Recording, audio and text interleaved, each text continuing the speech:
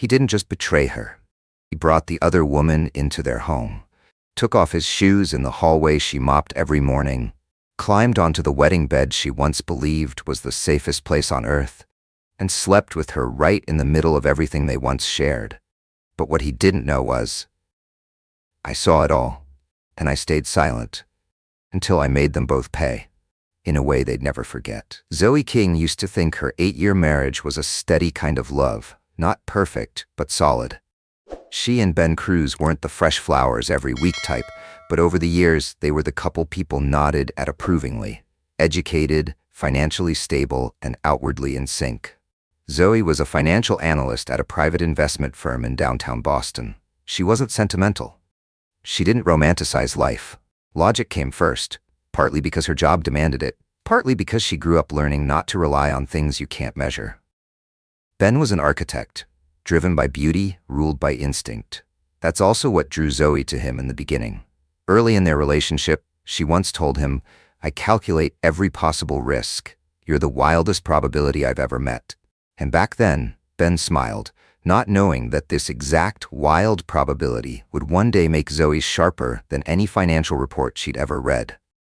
The first signs didn't come from a big argument. They came from small, subtle, repeated details. Ben started coming home late, not suddenly, but gradually, like he was trying to make it feel normal. Year-end projects are piling up, he said. The client wants to revise the renderings. The first time, Zoe believed him. The second time, she nodded. The third time, she said nothing. But by the 12th time, when Ben came home wearing a shirt that smelled like perfume, not hers, not office air, but something sensual and haunting, she started taking notes. Zoe didn't blow up. She still cooked dinner, still asked about his day, still slept next to him. But in her mind, a process had already started. Not an emotional one, an analytical one. One night, while Ben was asleep, Zoe went into her home office, opened her laptop, and logged into their joint bank account. Not because she was paranoid, but because her professional instincts told her, when someone changes, money doesn't lie. The statement came up, clear, cold, and full of details. In just 2 months, Ben had made 7 payments at the same Italian restaurant, not one he'd ever taken Zoe to. There were 2 boutique hotel charges in the city, each for a single night, both on days he said he was working late at the office. There was also a jewelry purchase. No store name, just a coded transaction ID. But Zoe knew better. He hadn't given her jewelry in over 2 years. She didn't break down, didn't scream, didn't explode like some over-the-top soap opera scene. Zoe simply took out a notebook and quietly copied down every suspicious transaction, organized by date, location, and amount. In her mind, each column of data formed a clean, logical sequence. Monday, dinner. Wednesday, hotel. Sunday, didn't come home. Each charge was a puzzle piece, and the picture was coming into focus. Ben was cheating on her. No one wants to believe that, especially someone like Zoe, who once thought she was too rational to be fooled, who used to proudly say, we're not a dramatic couple. If there's an issue, we talk. But the truth was, no one talked. Ben said nothing, and neither did Zoe, because she knew the thing cheaters fear most isn't getting caught. It's not knowing how much you already know. A few days later, when Ben said he was heading to Philly for a weekend work trip, Zoe smiled and replied, I was thinking of visiting my mom in New Haven. Might stay a couple nights. He nodded, looking almost relieved. But as Zoe packed her bag, she opened another app and sent a message to someone she hadn't spoken to in a while. Vivian Hale. Vivian had been Zoe's college roommate, now a private investigator who specialized in financial forensics, infidelity, and asset disputes. Zoe's message was short. Viv, I need help. This one's personal, very personal. A minute later, Vivian replied, name, time, address, I'll handle the rest. Zoe held her phone, staring at the dimly lit screen. She didn't cry. The only thing that changed in her eyes was this. The softness was gone. She didn't know exactly what she would find. But one thing was certain. She wasn't going to let herself be played one more day. It didn't take long for Vivian to get to work. Just 3 days later, the first message came in. He's not in Philadelphia, and he's not alone. Attached were several photos, taken from just far enough not to be noticed, but clear enough that there was no room for denial. In the photos, Ben was standing next to a woman, tall, slender, with long, wavy black hair that fell to the middle of her back. She wore a tight red dress, black heels, and tilted her head to smile at Ben under the soft yellow lights of a tucked-away Italian restaurant in South Boston. Vivian messaged again. Her name is Camilla Rhodes. Interior designer. Used to live in San Diego, now freelancing. Just picked up a project. A villa in Cape Cod, under Crew's design studio. Zoe stared at the name on the screen, and something inside her went cold. Not because she didn't know who the woman was, but because she knew exactly who she was. Camilla Rhodes, Ben's ex. The one he'd only ever mentioned once during their entire marriage. It didn't work out, Ben had said. She's beautiful, smart, ambitious, but don't worry, I chose you because you're the one who makes me feel at peace. At the time, Zoe had taken that as a compliment. Now she wasn't so sure. Camilla had once vanished after a messy breakup that the architecture world whispered about for months. Rumor had it she sabotaged $1 million project by leaking unfinished designs online to steal credit. Then she disappeared from the design scene for 5 years. Now she was back, not only as Ben's new project partner, but as the woman he was spending more time with than his own wife. Zoe zoomed in on the photo. Same face, sharp jawline, red lips, eyes full of intent. No surprise, no shock, just a crystal clear feeling. Camilla didn't come back for love. She came back for something else. A score to settle? A fame play? Or maybe just because she never learned how to lose. Zoe smiled, but there was no softness in her eyes.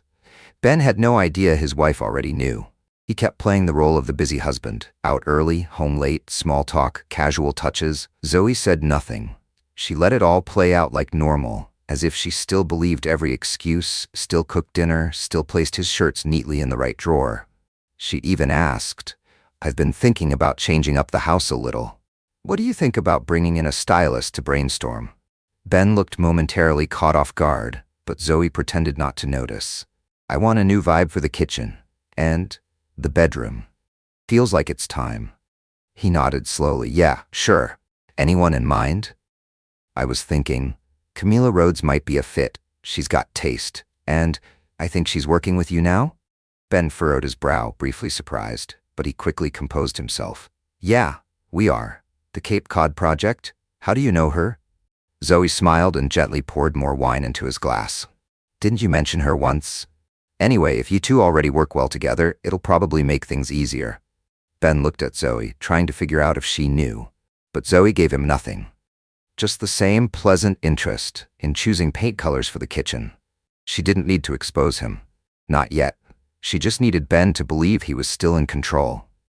She needed Camilla to think she was one step closer, that Zoe, the quiet, sharp wife, was too buried in spreadsheets and client decks to notice that red dress slipping through her front door. A few days later, Zoe sent the email. Meeting at the house. Quick concept talk. Bring a few mood boards, Camilla. Camilla replied a few hours later. Would be an honor. I've always admired your taste. Looking forward to working together. Zoe smirked. Taste? Or just the same taste in men? The meeting was set for a Friday afternoon. Ben said he'd be home late. Zoe prepared everything like it was just another work session. Juice, cookies, real mood boards, and another plan, laid out neatly in her mind, step by calculated step. Camilla would walk into Zoe's home, on her own 2 feet, but she'd leave with things she never expected, and she wouldn't walk away the same.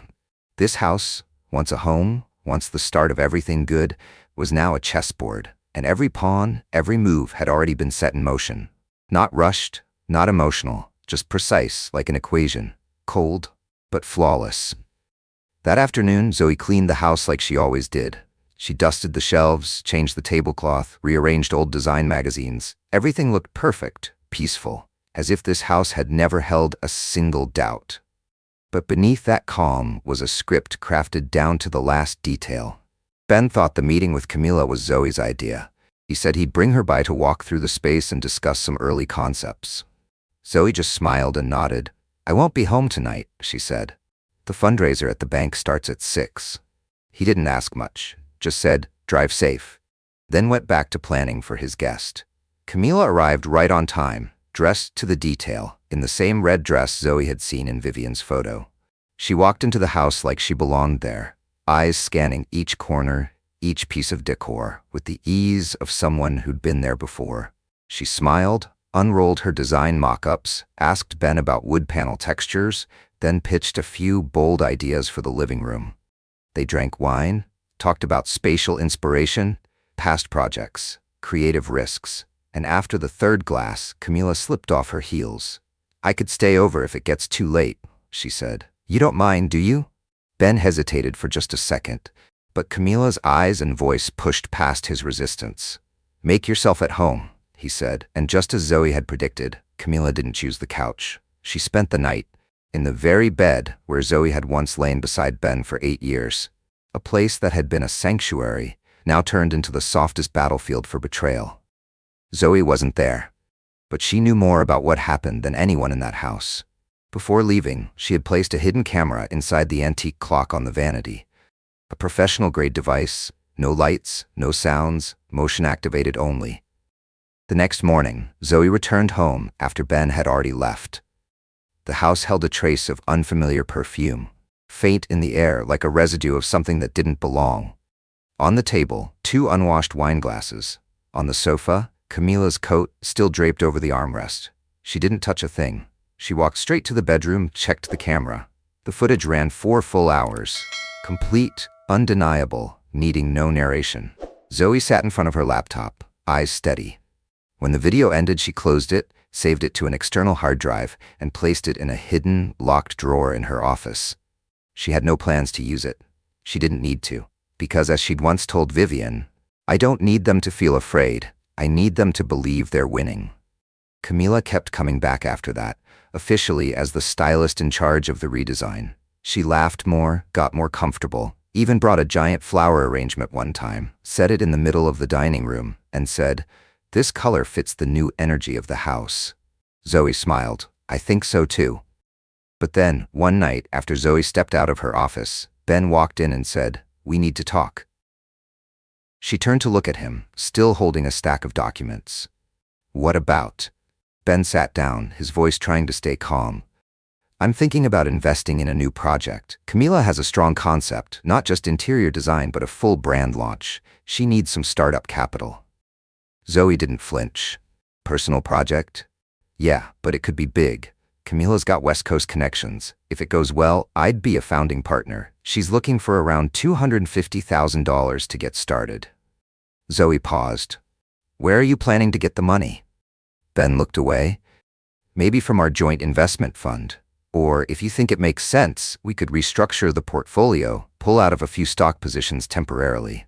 She set the documents down, looked him straight in the eye. "Have you signed anything yet?" "No, I wanted to talk to you first." "All right," Zoe said. "Let me see the project details. I'll run a risk analysis. If it makes sense, I'll put the investment under my name. I have better ties with the bank anyway." Ben exhaled, visibly relieved. "Thanks. I know this is kind of sudden." Zoe smiled. "It's fine. There's always a way." That night, while Ben went to bed early, exhausted from a long day, Zoe stayed up in her office. She opened the first spreadsheet for what she had titled Operation Red Dress. She didn't know yet if Camila had what it took to truly hurt Ben. But she knew one thing for sure. Camila was smart enough to think she could. And that was enough. Because people who believe they're winning never realize when they're just a pawn. And pawns never see it coming when it's their turn to be sacrificed. It took Zoe less than 2 days to prepare the investment package Ben had asked for. But instead of using a personal account or their joint investment fund, she proposed a different route. "If we want to minimize risk and reduce tax exposure," she told Ben on Tuesday morning, "the smartest move is to route the funds through my company. I'll be the official name on the transaction and coordinate the investment with Camila from there." Ben hesitated. "You mean you'll directly manage the capital?" "No," Zoe replied, her tone casual, like she was discussing a new rug for the living room. "I'll just be an administrative intermediary. The actual agreement is still between you and Camila. My company's just a technical channel, safer for everyone." Ben nodded, visibly reassured. He had never fully grasped how Zoe structured and moved assets. To him, she had always been the reliable one, sharp, composed, no emotional drama. And now he needed her to turn this new dream with Camila into something real. That same week, Zoe launched phase 2 of her plan. She reached out to someone from her past, Ellison Grant, a veteran investor in New York. They had worked together on a major merger deal years ago. But more importantly, Ellison had also been one of Camila Rhodes' former victims. 3 years earlier, Camila had launched a so-called eco-design startup, pulled in hundreds of thousands from small investment funds, then disappeared. The case wasn't severe enough for prosecution, but it left Ellison humiliated and out a lot of money. "She's back?" Ellison asked over the phone, his voice almost laughing, but without a trace of humor. "And pulling the same trick," Zoe replied. "Only difference is, this time she thinks she's got an industry ally." "What do you want from me?" he asked. "I want you behind the scenes. Stay invisible. All I need is for your firm to acquire the company I'm about to transfer, at the right moment. And if everything plays out the way I expect, Camila will walk right into the trap herself." There was a brief silence. Then Ellison said, "All right, I owe you one. Let's say I'm just resetting an old chessboard." 3 days later, Camila received her first round of investment, $150,000, exactly as requested. The funds were transferred from Zoe's company, labeled as support for the pilot phase and marketing strategy. Camila signed for it, paperwork complete, contracts professionally drafted, not a single detail out of place, not a single reason to be suspicious. Camila launched into full execution mode, building the brand, launching a website, leasing a temporary office in the city's artisan design district, hiring an assistant, and setting up a branding photo shoot. Every update was shared with Ben, along with kisses in the kitchen, whispers late at night, and a promise, "When the company's stable, I'll bring you onto the board." Ben was intoxicated by this new version of himself. No longer the passive, predictable husband, but a strategic partner in an up-and-coming design brand. He even suggested moving in with Camila to focus on growing the business without being weighed down by family stress. Zoe didn't stop him. She simply texted, "Do what you believe is best. Let me know when you need the legal documents. I'll send them through the lawyer." Ben thought she had accepted reality. Camila believed Zoe was just trying to act graceful. Neither of them knew that from the moment the money was transferred, every move they made was being tracked. Vivian, still quietly working in the background, began compiling everything.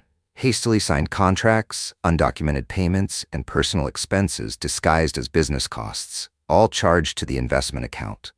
Zoe kept showing up to work like normal, but her meeting calendar started shrinking. Private sessions with lawyers, financial advisors, and Ellison's legal team became more frequent. She began drafting the transfer clauses, a restructuring that would hand over the entire company to Ellison's firm at the perfect moment. On the surface, no one suspected a thing, but underneath, Zoe knew exactly what she was doing, every step of the way. As Camila began flaunting her successful Phase 1 on social media, snapshots of the new office, exclusive design drafts, meetings with strategic partners, the transfer documents were quietly finalized in the background. Ben sank deeper. He started using the company's name to approach distributors, even signing preliminary agreements drafted by Camila. They weren't valid, they weren't audited, but they were enough to move him from outsider to legally entangled. Camila thought she was on the verge of an empire, her own brand, a successful man backing her every step, an ex-wife who had stepped aside, and a future in the design world that had once cast her out. Zoe simply looked at the contract on the table, the title freshly printed, Full Transfer Agreement, King Strategies, Inc., and she smiled. Not because she had won, but because the board was finally full, and the only one who didn't know they were surrounded was the one who thought he was the king. Camila Rhodes was basking in her first interview with an indie design magazine when it all began to unravel. She sat in her new office, natural light pouring in through the tall glass windows, the freshly mounted brand logo glowing behind her. Everything was polished, the expensive cream suit, the hand-picked words of ambition she fed the reporter. "We want to do more than design," Camila said. "We want to redefine living spaces, starting with the psychology of the people inside them." She said we, but the one who wrote the plan was Ben. The one who transferred the funds was Zoe. The business license was under King Strategies. And that confidence, that belief she was untouchable, was exactly why she didn't see the trapdoor swinging open beneath her feet. 3 days later, Camila received a letter from a Manhattan law firm, legal counsel for Ellison Grant. The letter was direct, a formal demand for full financial records detailing how every dollar from the initial investment had been spent. Attached was a preliminary charge, misappropriation of investor funds, and falsification of accounting records. Camila immediately called Ben. "What the hell is this?" she nearly screamed into the phone. "I don't know," Ben said, genuinely panicking. "They're saying you used the money for personal stuff?" "It was marketing, you know that. The logo, the office, the media shoot, all part of the launch campaign." "What about the Cartier watch?" Ben asked. "And the Napa weekend?" Camila went silent. Ben realized he'd just asked the one question he shouldn't have, and worse, confirmed what had been true for weeks. He had no idea where he stood in this game anymore. A few days later, an official summons was delivered to Camila's office. People in the building watched as 2 plainclothes investigators walked in, carrying thick folders and the deadpan expressions of professionals who'd built their careers tearing down polished illusions. Camila tried to stay composed, led them to the conference room, and said, "My lawyer will be in touch." But within an hour, she was forced to surrender 2 personal laptops and an external hard drive, all containing key documents from the project. Less than 48 hours later, the company account was frozen. Partners started pulling out of their agreements. And worse, Ben Cruz's name began showing up on financial appendices, officially listed as the investment guarantor. Zoe heard the update from Vivian. She sent a single text, "Time to end this game." Vivian, as always, didn't ask questions. She had everything ready. The next morning, an anonymous file was sent to Ellison's legal team. No sender listed. Just a title, Night 1, Internal Surveillance Footage. Inside was a short clip, just over 3 minutes long, showing Camila stepping out of the bathroom, hair damp, wrapped in a towel, then climbing into bed beside Ben. No explicit content, none needed. Just a satisfied look, a quiet line from Camila, "She'll never dare come after me," and a laugh. Ellison didn't need to watch the rest. He forwarded it to his legal team as supplemental evidence of Camila's ethical violations in financial dealings. The clip never reached the press, but it didn't have to. It was enough to rattle any defense attorney. Ben was now completely unmoored. He showed up at the office like it was any other day, only to find his access card deactivated. His personal accounts were frozen due to their ties to King Strategies' investment flow. Camila's office was shuttered, the sign on the door gone. He stood there on the sidewalk, in a wrinkled white dress shirt, eyes wide, staring at the passing traffic like it was all part of some cruel joke, a scene someone else had directed. And the worst part was, he had no one to point the finger at, no one to blame, no way to say he'd been deceived, because he had signed the papers. He had vouched for Camila when Zoe asked questions. He had said, "You have to understand, she has passion." And now that passion was burning everything down. In a small cafe just a few blocks from Ben's former office, Zoe sat quietly with her laptop, typing a final email to her attorney. Subject line, "Confirmation, transfer complete." There was no hint of revenge, no satisfaction, just a final step, clearing the board like she'd promised Ellison. The game was over. But the only person who had truly lost still hadn't realized what he'd actually lost. A week after Ben stood helpless in the street, Zoe got his first call since everything collapsed. His voice was hoarse, like he hadn't slept in days. "Zoe, I need to talk to you, not to explain myself. It's about the house. They're sending foreclosure notices. I don't know what to do." Zoe listened. She didn't interrupt, just silence. Ben went on. "I know I screwed up. I was stupid. But that house, it used to be ours, a place where you once loved me. Can you help me keep it? At least until I can sell the painting from the old project or borrow something from someone else." Zoe exhaled slowly. "Ben, you're right, that was our home, but it's not yours anymore."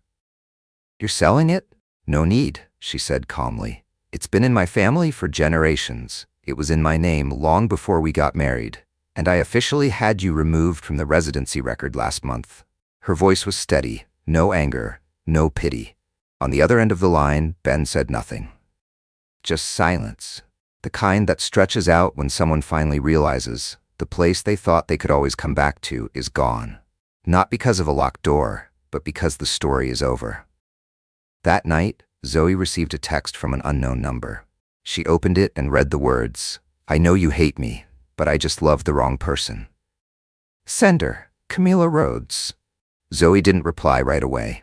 She stared at the message like she was reading the last page of a story so worn out it wasn't worth flipping any further. Then, after a pause, she typed a single sentence. "No, you hate yourself. I just didn't stop you from destroying your own life." No reply came, and Zoe didn't need one. The next morning, Vivian sent her final email. Subject, closure report, Camila Rhodes and Ben Cruz. The body contained just 2 lines. Camila Rhodes permanently banned from practicing in the interior design industry, based on ethical violations and financial fraud. Ben Cruz, suspended from leading any projects for 3 years due to breach of personal investment compliance protocols. Zoe sat and read, then hit save. She didn't print it. No need for a frame. No plans to hang it like a trophy.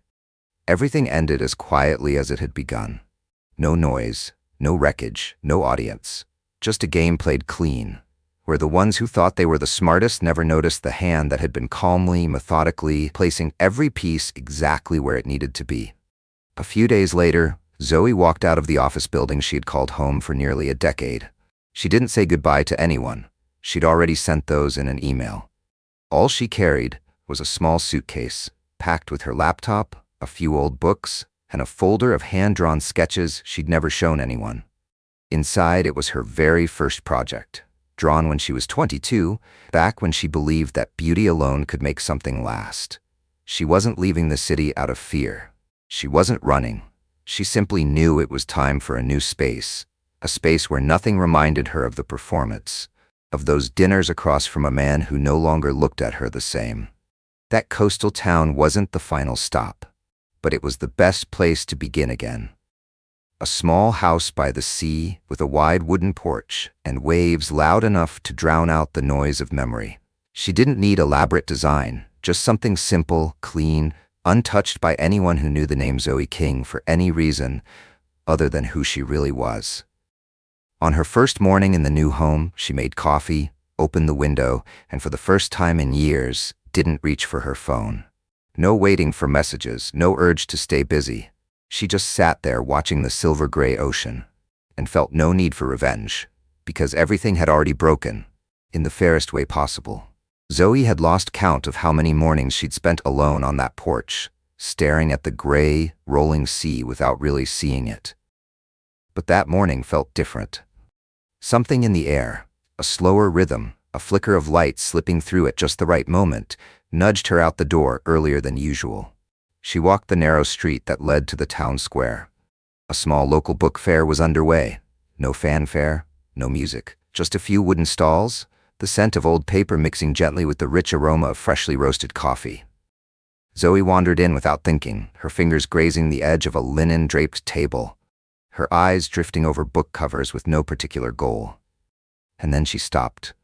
In one quiet corner, a small second-hand book stall was arranged with a kind of care that suggested someone had wiped down each page by hand.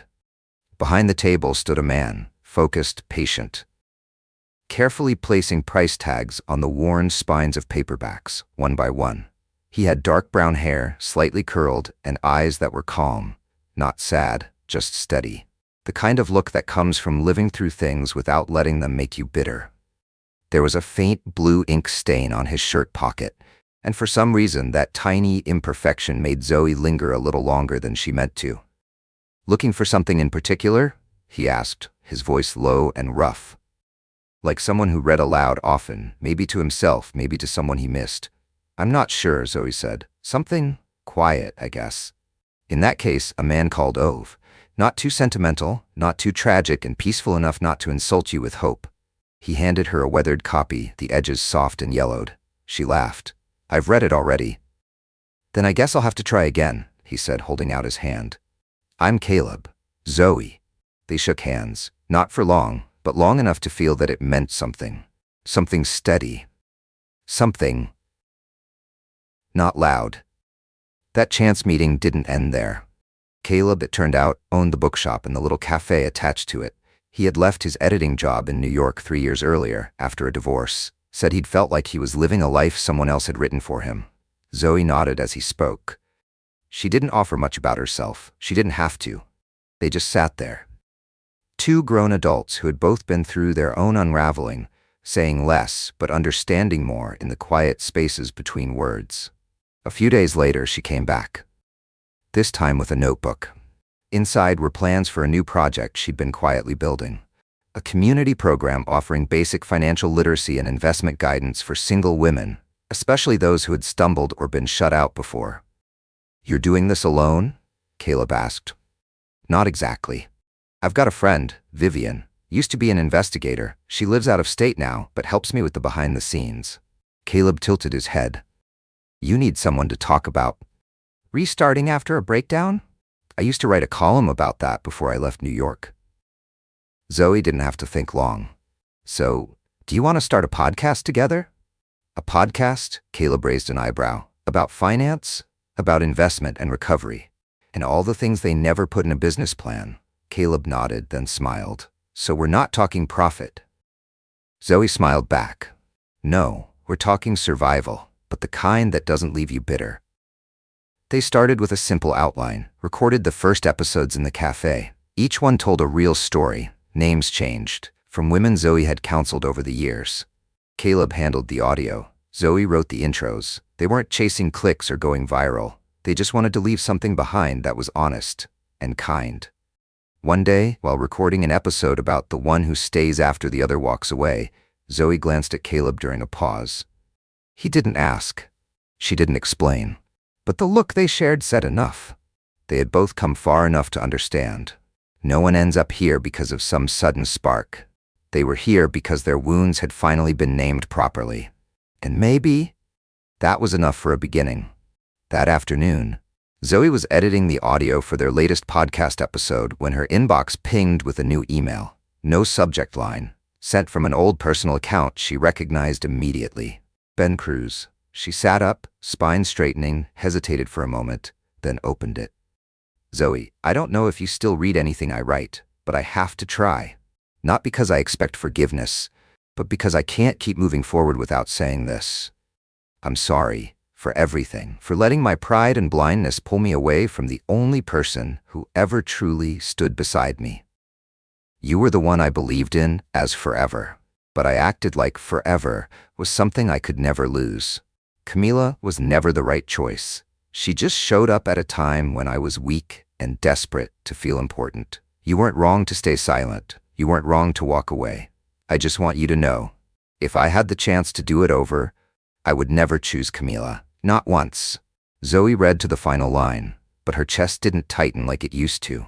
There was no pain, no anger, not even the faint pull of wanting to go back. Maybe because the grief had already run its full course. Maybe because everything now felt like just a fragment in a much bigger picture, one she no longer lived inside, especially not in the frame labeled "Wife of Ben Cruz." She didn't reply to the email. Instead, she opened her recent photo album. There it was, a shot from her balcony. Sunset casting soft shadows over the sea, the sun already dipped below the horizon, the sky still holding on to a dusky pink. No people, no trace of her face, just the ocean and the quiet she had fought hard to earn. She attached the photo to her reply. No long explanation, just one line. "I've made a new choice. It's not you." She hit send, not expecting a response, not needing one. And truthfully, she didn't need him to say anything else. Because the last thing Zoe needed from this life wasn't someone's apology. It was the certainty that she knew what she deserved. And the courage to choose it. That evening, she and Caleb sat on the wooden porch, the same spot where they often recorded whenever they needed the wind and waves to fill the silence. Caleb was reading a draft from their next podcast guest, a story about a woman who gave up everything to teach in Kenya after her divorce. Zoe sat beside him, hands wrapped around a cup of hot ginger tea. "You look peaceful today," Caleb said, eyes still on the page. Zoe nodded gently, eyes on the sea. "Today's the last day I think of the past as something that could have turned out differently." Caleb set the manuscript down. "Sounds like you just finished a chapter." "No," she said. "I just decided not to keep writing the old one." He smiled, didn't press, just took her hand, no tight grip, no pressure, and Zoe let him. For the first time since everything, she didn't feel the need to guard or manage her emotions. She didn't feel like she had to be sharp or strong or ahead. She could just be. Their podcast, The Quiet Ones, had started making quiet ripples. Mentions in small workshops on financial recovery, a few invitations from nonprofits, even some liberal arts colleges in neighboring states. But Zoe wasn't in a rush. She still wanted to move at her own pace, deliberate, slow, and untouched by anyone else's expectations. One time, while walking through the weekend market, Zoe saw a little girl tug her mother toward a bookstall. The girl pointed to a notebook with a simple phrase printed on the cover: "Healing is not loud, it's just real." Zoe bought 2 copies, one for herself, one to place on the shelf in Caleb's cafe. The small wooden rack reserved for anyone quietly trying to piece themselves back together, no explanation required. She no longer thought much about revenge or justice. Because in the end, no one truly wins a game built on lies. Everyone loses a part of themselves. And if they're lucky, they find something more worth keeping. Not someone else's love, but their own trust in who they've become. Zoe didn't need applause for the path she took. She just kept walking it, steady, real, and finally, hers. Because sometimes the best endings don't need to be announced. Some people will hurt you and vanish like they were never there. But some pain only arrives to teach you how to see yourself more clearly, stronger, quieter, and more at peace. Zoe lost a husband. She lost a life that once felt fully mapped out, but she found something far more valuable: the power to choose for herself, the quiet that finally settled inside her, and a man who didn't need to save her to want to stay. Not every fall needs to be declared a victory. Sometimes the way you rise and keep walking forward in silence is the most beautiful ending to a painful chapter. If it were you, after everything, would you forgive and go back? Or move on and find yourself again? Drop your thoughts in the comments below. And don't forget to hit subscribe to Love Stories, where every story isn't just about believing in love, but about understanding it, knowing when to stay and when it's time to walk away. Thanks for listening to the end. See you next time.